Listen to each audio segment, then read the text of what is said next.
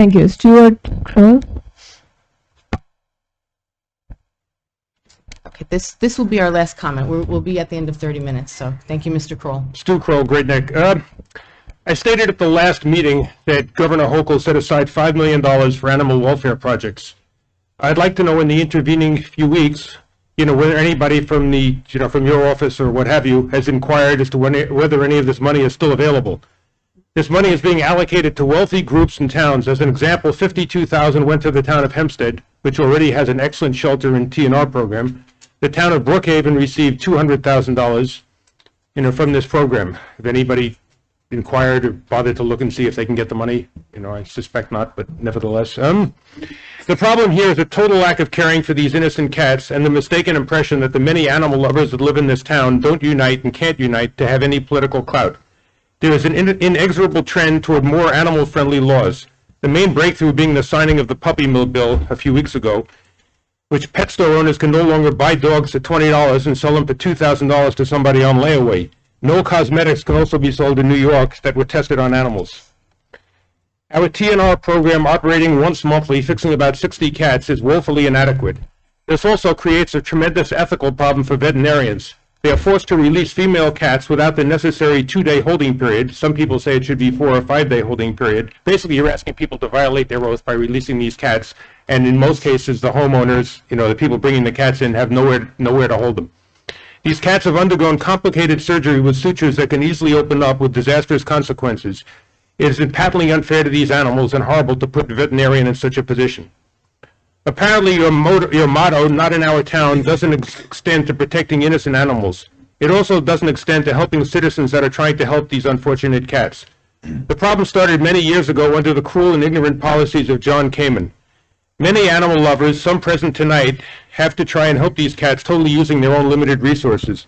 The key thing is to make the animal lovers in our town, of which there are many, aware of how terribly they are being treated. No consideration is paid to them whatsoever. Apparently, there's plenty of money available for planting trees for homeowners, renovating Little League fields, all worthwhile things, but in the meantime, these cats are dying on the streets and putting up signs with politicians' names on them. Unfortunately, helping cats is at the bottom of the priority list. Since no one in this board has publicly supported a call for a cat shelter, it's logical to assume that nobody cares enough to speak out. Of course, if anybody does, be my guest. Before your election, Mr. Senna, you verbally expressed your concern for the plight of cats here and the lack of a cat shelter. You signed our petition along with 2,000 other residents. Since then, your office doesn't return phone calls. You have said nothing to help and done absolutely nothing for the cause. Has your office even bothered to check what opportunities are available? Apparently not. There's an astonishing lack of compassion for domestic animals that are thrust outside due to owner stupidity and indifference on the part of our town. I was very amused that you have a fundraiser scheduled for next week. While I realize I'll be done in a second. While I realize in most cases campaign promises are right up there with leprechauns and goblins, your promises take the cake.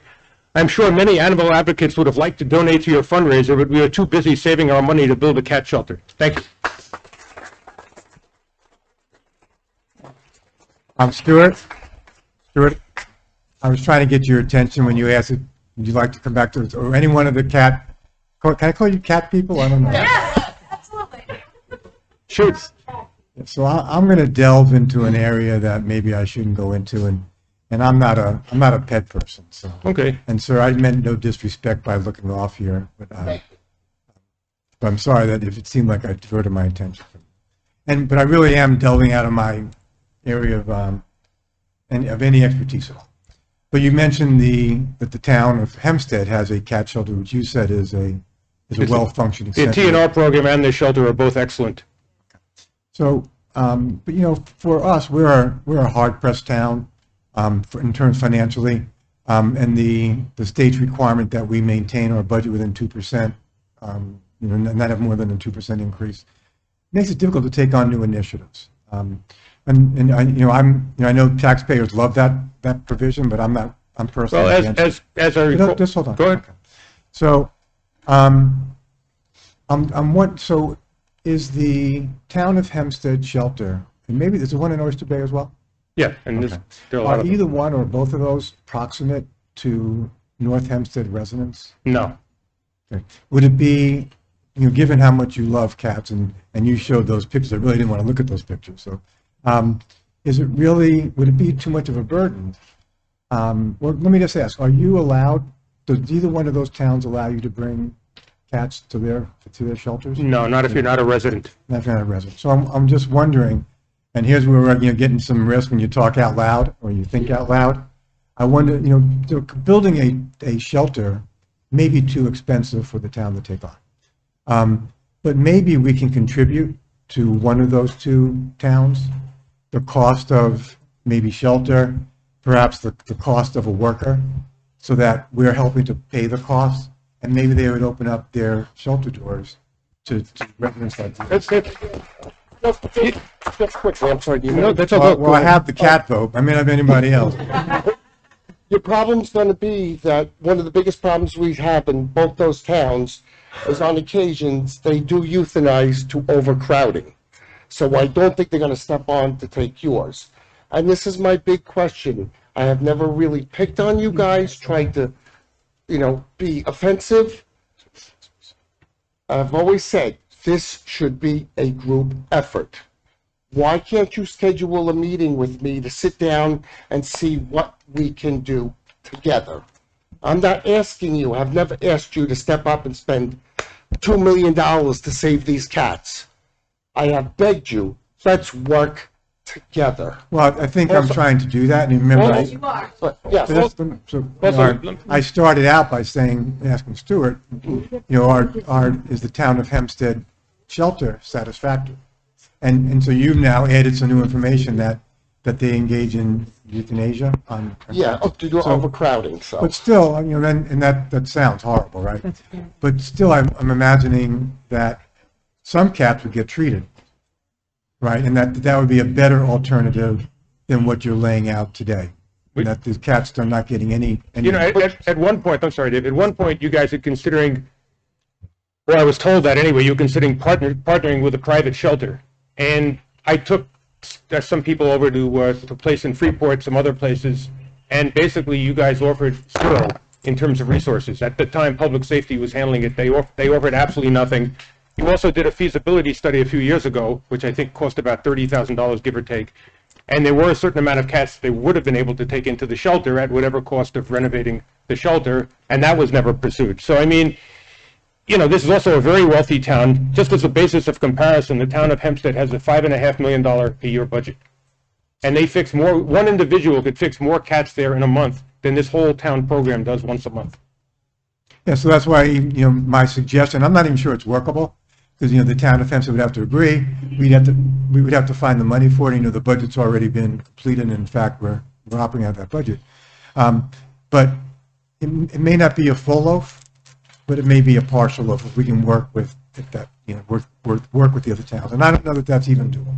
No, it's not doable, because you're going to have the Town of Hempstead people saying, you're killing my cat. You're not taking my cat because you're taking a North Hempstead cat. It's a big can of worms. I mean, like I said, I would hope that I would just hope that cat lovers aren't bound by town geographic borders. Well, they're not. No, I do Suffolk, Nassau, Queens. I rescue cats, but for a Nassau town, a Hempstead town resident is going to get upset if they're told we can't help your cat because we help five so North you're thinking that politically it's a non-starter because they already have to euthanize due to overcrowding. I mean, okay, so they can't I think take. it is. We do need to go on to other business. Yes. But maybe I don't know about this feasibility study about partnering with a private shelter, but maybe there's some way to do that. So, yes, I mean, for you to schedule a meeting. Stuart, Yeah. my legislative aide has my card.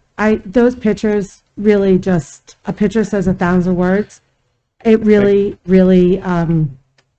I'd like to meet with you guys. Okay. Supervisor, if I could be included in that meeting, I'd love to. I've asked. Mr. Kenny, you're the one that I appreciate that, Marion. You're the one that signed the petition. So I want to know, when I called your office and I was told on 2 occasions that somebody would be calling me back, why I never got a call back.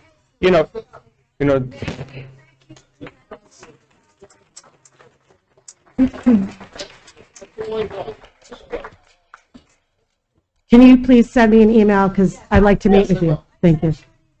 I got it, Nina. Okay, Madam Clerk, can you please